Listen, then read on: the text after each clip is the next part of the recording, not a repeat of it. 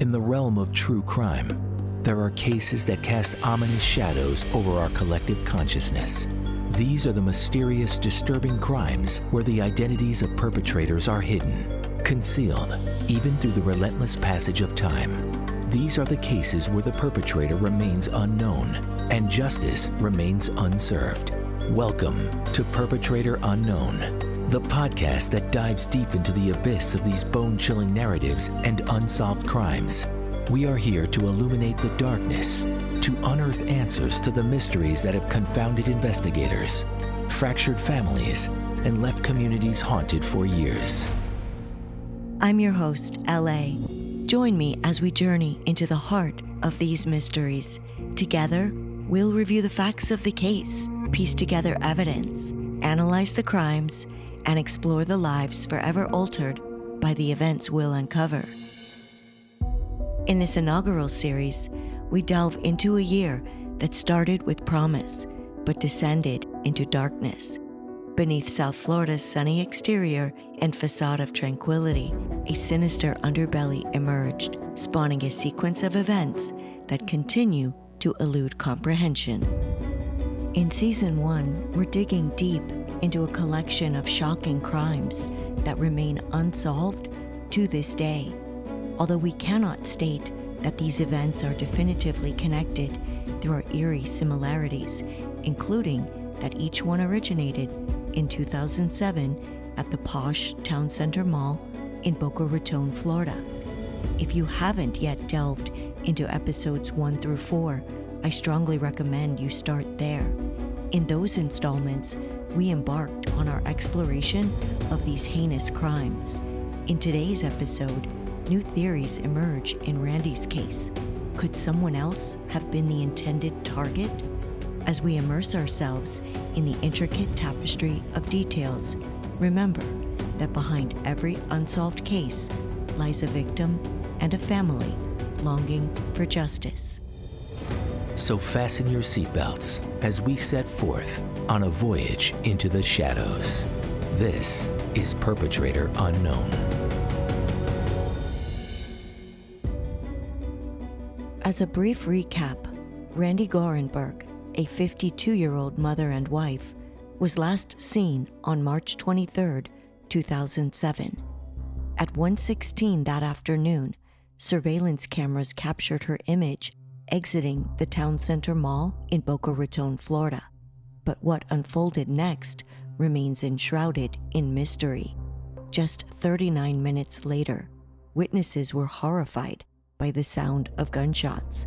Randi tumbled from the passenger side of her vehicle near the entrance to a suburban park about 5 miles northwest of the mall.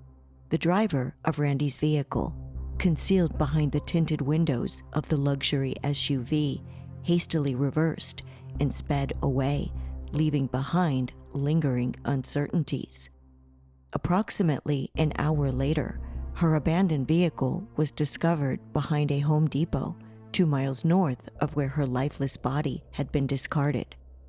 Within a few short months, the investigation seemed to stall, with no suspects identified and police unable to rule out potential involvement from Randi's husband or son.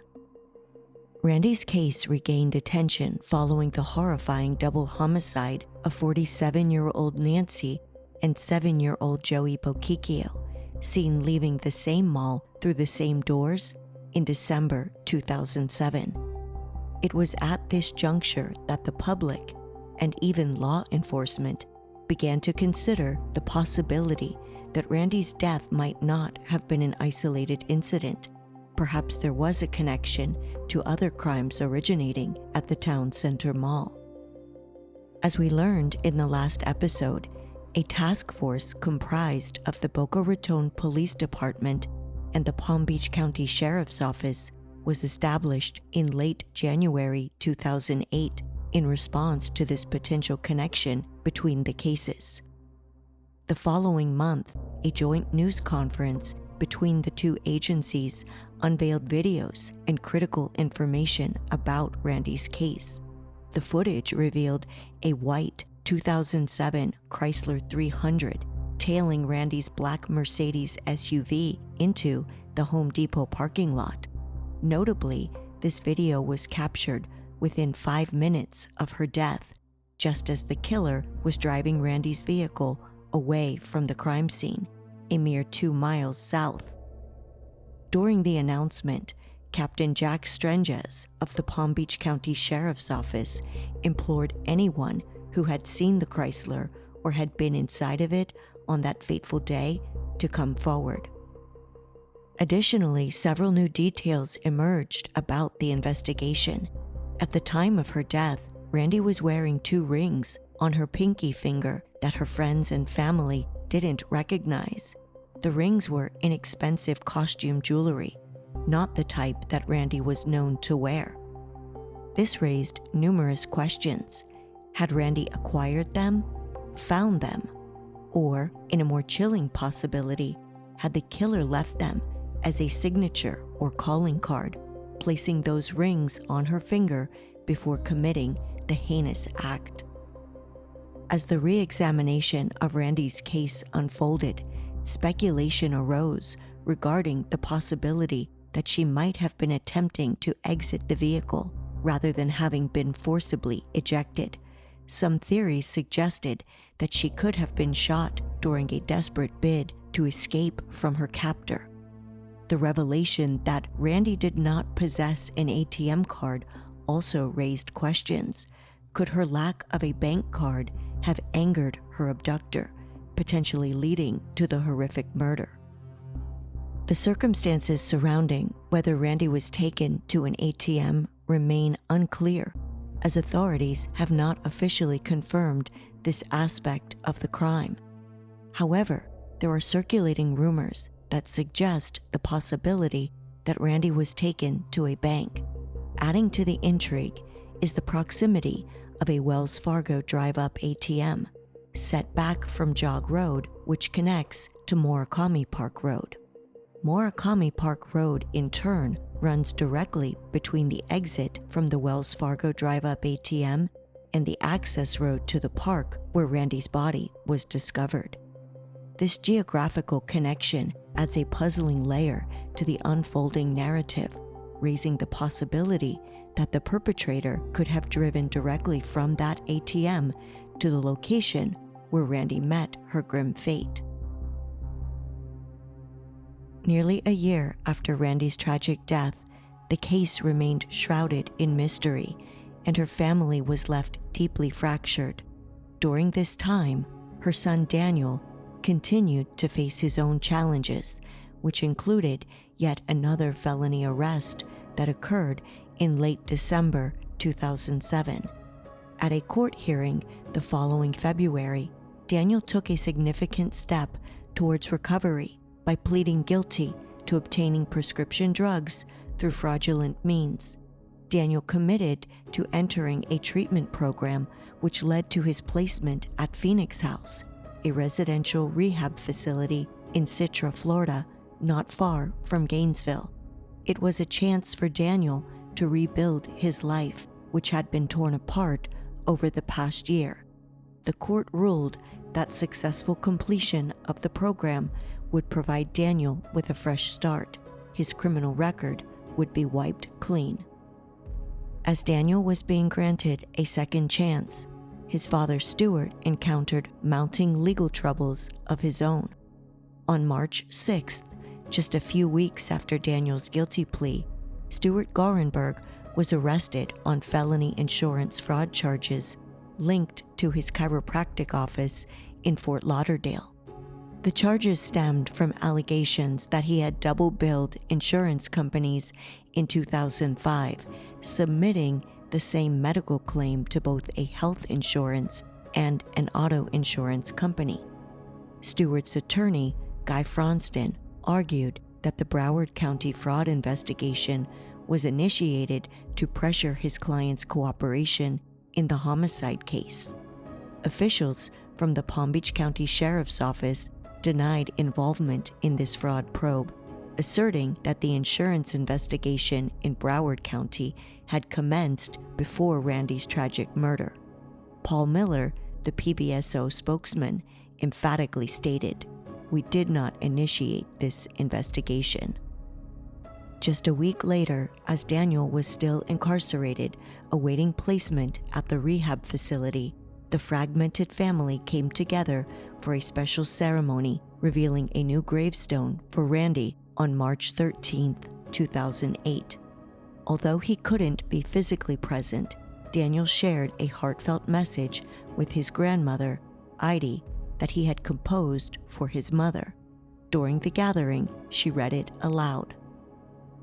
"I did some bad things without thinking, and now I'm dealing with the consequences. I'm doing whatever it takes to be the best I can be. I am so sorry for all the negative experiences I put you through. Mom, I have the most vivid dreams of us all the time. They are so real.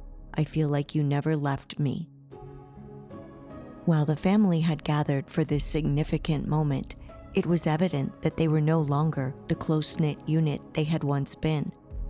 Reports continued to highlight a deepening divide between Stewart and Randi's family.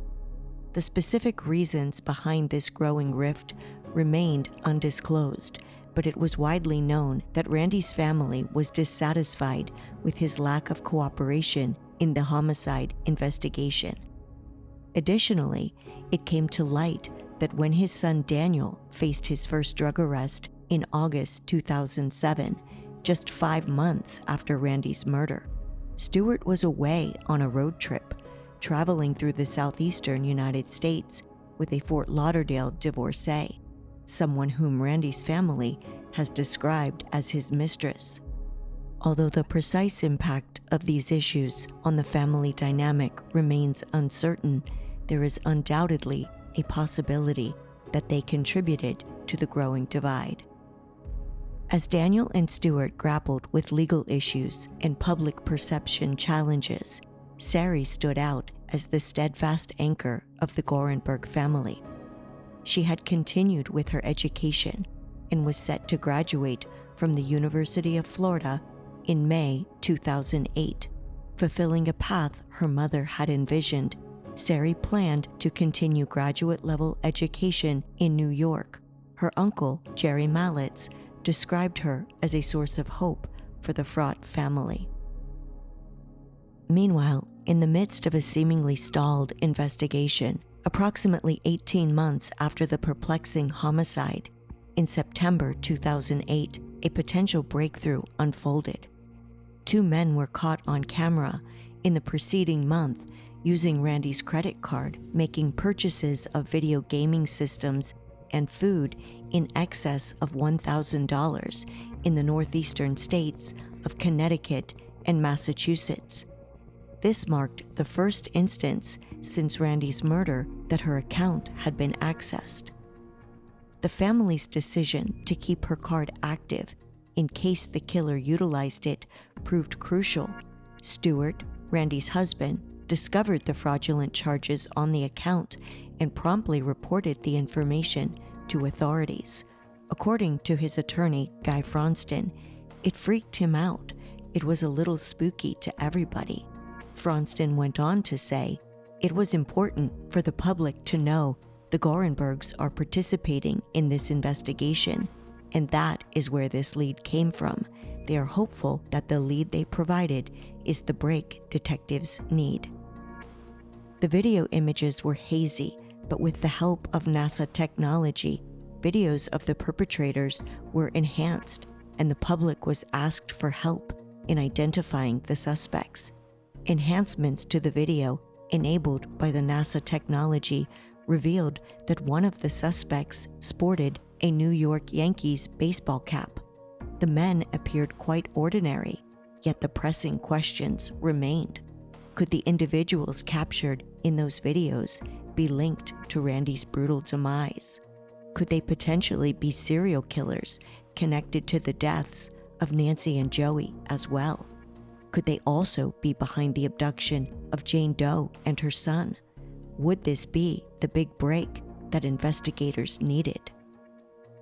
Regrettably, this lead did not yield the significant breakthrough investigators had hoped it would. Authorities later confirmed that the individuals using the credit cards were not considered suspects in the murder case, yet details remained scant. A veil of uncertainty still shrouds many aspects. The origin of the card used by these individuals remains unclear. Was it indeed Randi's credit card, or was it instead a cloned counterfeit card created using her information? Regardless of the actual scenario, we are left to wonder how the men obtained the card or its details. Furthermore, it seems these individuals never faced charges for their unauthorized use of the card. Despite reaching out for additional information on this matter, PBSO has yet to provide any clarification. Meanwhile, in spite of the initial suspicions linking Randi's homicide to the Boquicchio murders, forensic evidence failed to establish a definitive connection between the cases. DNA samples obtained from Randi's body and her SUV contained insufficient identifying markers to meet the criteria for inclusion in the FBI's national DNA database. Consequently, law enforcement encountered similar difficulties in matching that DNA with samples collected from the Boquicchio murder scene. With no definitive link between the cases, the two law enforcement agencies collaborating within the task force appeared to be diverging in their investigative approaches. As each agency was pursuing distinct theories about the crimes, the task force appeared to unofficially disband by December 2008, less than 1 year after its formation. Just a few months prior, Stewart had been able to resolve his professional legal issues with a no-contest plea in which adjudication was withheld. However, it was evident that his life, both professionally and personally, had come under intense scrutiny after Randi's death. Reports surfaced suggesting that he had been regularly seeing at least 2 prostitutes prior to Randi's murder, meeting with one of them as often as twice a week in the less desirable areas of neighboring Broward County. Within law enforcement, a theory arose, suggesting that Stewart, instead of Randi, could have been the intended victim of the murder. Detectives speculated that an individual in the vicinity had observed his high-end SUV frequenting the area and may have chosen to follow him home, potentially scoping out the residence for a future crime. It should be noted that Stewart Gorenberg's attorney, Guy Fronston, strongly refuted the accusation of his client's involvement with prostitutes, deeming it entirely unfounded. He suggested that law enforcement may have introduced this theory as a strategy to gather leads, but the approach yielded no significant results in the investigation. Later, Fronston indicated that due to extensive media coverage of the prostitution angle by local outlets, the doctor was forced to close his practice. However, on the day of the tragic incident in 2007, Randi was driving Stewart's vehicle, the same one he used when visiting Broward County to allegedly meet with escorts. During a press conference, Sergeant William Springer of PBSO stated, "It may be possible that he was a target. He was visiting areas that are high-crime areas and driving a high-end vehicle." Despite investigators' efforts, uncertainty persisted related to Randi's whereabouts during the 39 minutes between leaving the mall and her tragic death. Her home was fewer than 15 minutes away from the mall, and there was a chance she might have made a brief stop there, just a couple of minutes from where her body was discovered. Could she have encountered her killer there as she pulled into the garage? Although there was no evidence of a break-in, unfortunately, there were also no guard gates, access codes, or alarm systems in place to definitively confirm whether Randi had stopped at home. Yet the investigators' theory presented some issues. If this were a targeted robbery, why was Randi left wearing a Cartier watch and diamonds?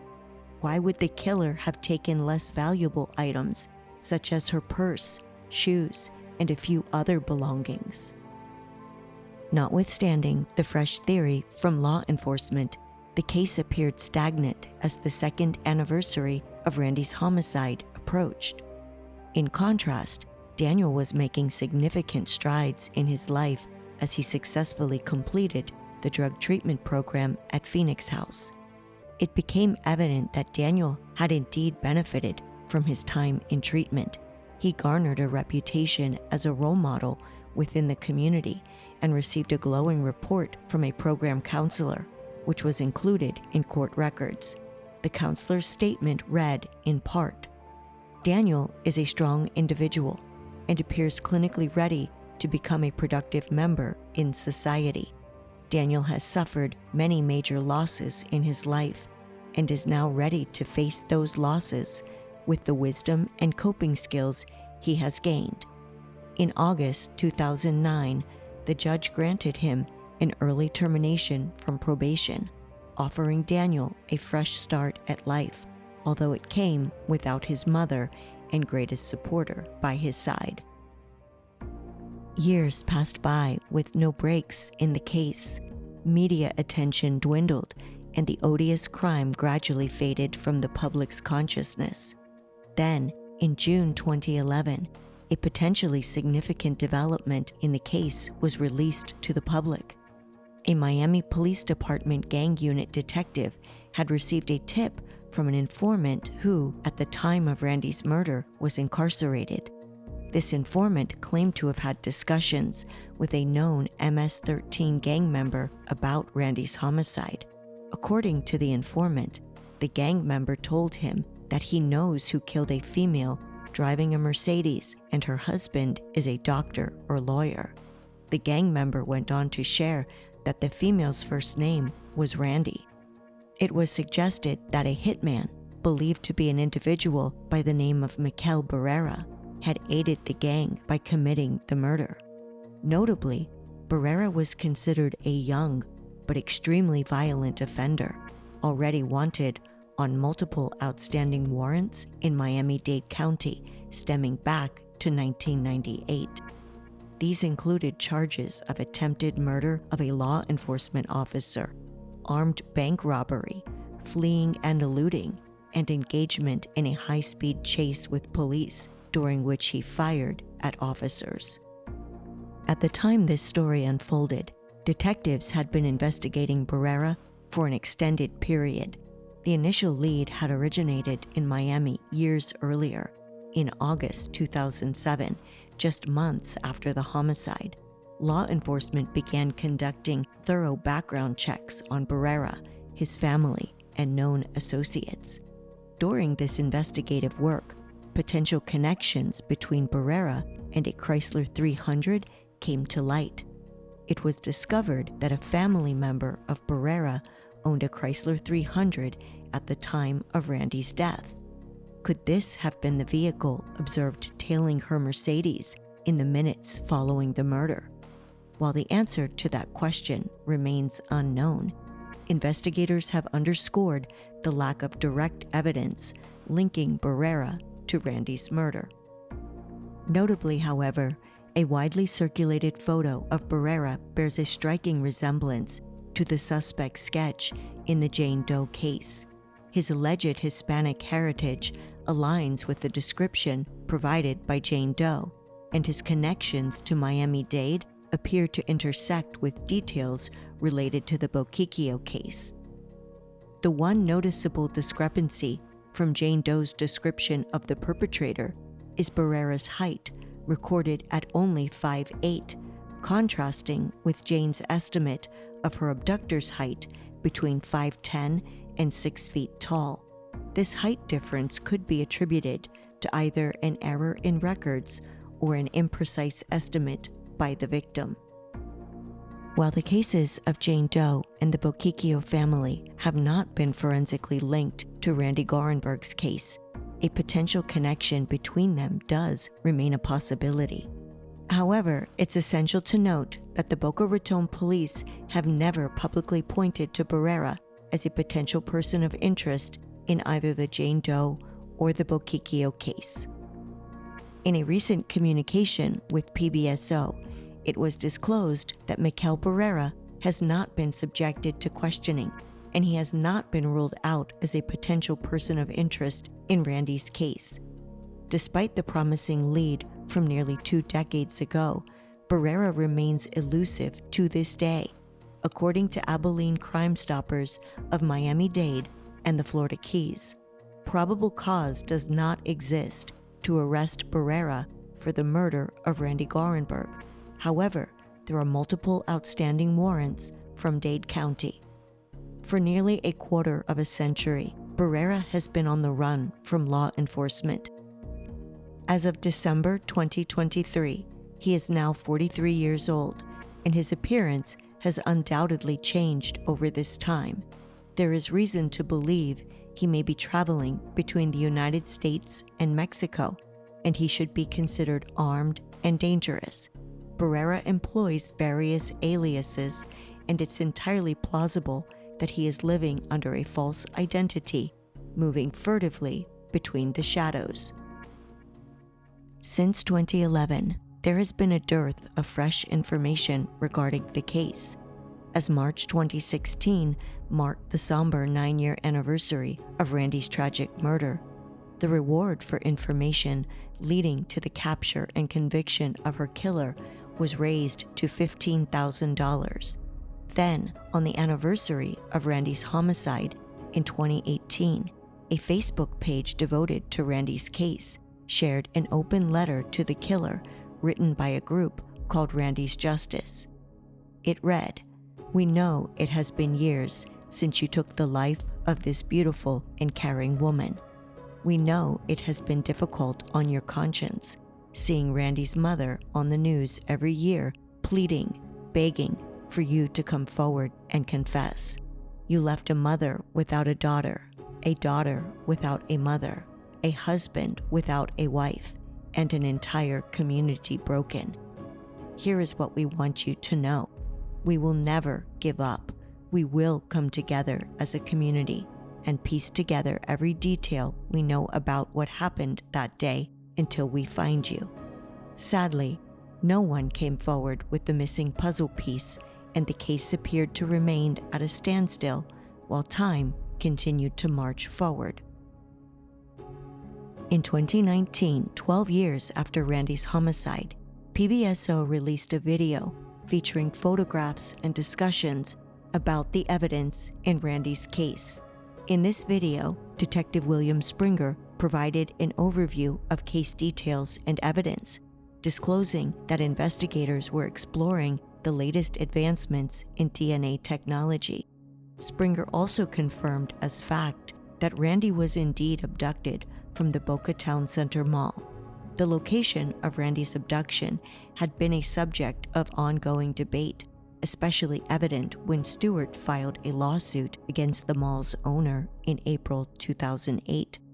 Around that same time, PBSO spokesman Paul Miller stated that there was no overwhelming evidence that she was abducted from the mall. Then, in 2021, 2 years after PBSO released the first video, another video update featured the same detective. Detective Springer disclosed that new DNA testing was, in fact, in progress. His unwavering commitment to solving Randi's case and his belief that it will eventually be resolved remain steadfast. He maintains that the case is far from dormant, as PBSO continues to receive leads, albeit the crucial breakthrough needed to solve the puzzle has yet to materialize. Almost 3 years later, PBSO has provided no updates regarding what the DNA testing has revealed, if anything at all. Unfortunately, to the eyes of the public, the case has remained stagnant, abounding with questions but lacking answers. There are no named suspects, and Randi's family has yet to see justice served. Although the task force was disbanded many years ago, PBSO investigators remain open to the possibility that the mall crimes are connected, and they maintain regular communication with Boca Raton detectives. While it remains uncertain whether the cases are linked, law enforcement persist in their diligent efforts to unravel the mysteries. Notably significant, however, is that after nearly 17 years, a lingering cloud of suspicion continues to hover over both Daniel and Stewart in the eyes of law enforcement. Contrary to previous media reports stating that family members had been cleared, a recent email exchange with PBSO officials revealed that neither Daniel nor Stewart has been officially ruled out from having potential involvement or a possible role in the homicide. This unsettling response from authorities spurred a closer examination of each man's life in the years following Randi's death. Despite limited available information about the men, I had the opportunity to sit down and speak with Daniel about the case recently. That's next time on Perpetrator Unknown. As we delve deeper into the perplexing cases that comprise the Town Center Mall murders, we are left with more questions than answers. Each of these tragic stories, which began in sunny South Florida, took a dark and unexpected turn. The mysteries that surround these crimes still exist nearly 17 years later. But the search for answers continues, and the quest for justice remains unyielding. I'm LA, and what draws me to true crime isn't just the mystery. It's the unwavering human element that truly captivates me. The resilience of survivors, the dedication of investigators, and the enduring hope of families seeking justice hold me engrossed in these stories. Randi can no longer use her voice, so I'm using mine. If you have information related to Randi Gorenberg's case, please contact Detective William Springer of the Palm Beach County Sheriff's Office at 561-315-4188. Or if you have information related to the Boquicchio case or the Jane Doe case, please contact the Boca Raton Police Department Detective Bureau at 561-338-1264. If you have information about any of these cases but would like to remain anonymous, you may call Palm Beach County Crime Stoppers at 1-800-458-TIPS. That's 1-800-458-8477. If you'd like to share your thoughts or insights about the podcast, please reach out. You can find our contact information in the show notes. We'd also like to encourage you to share the podcast, leave reviews, and engage with us on social media. Always remember that behind every unsolved case lies a victim and a family yearning for answers. Thank you for listening to Perpetrator Unknown.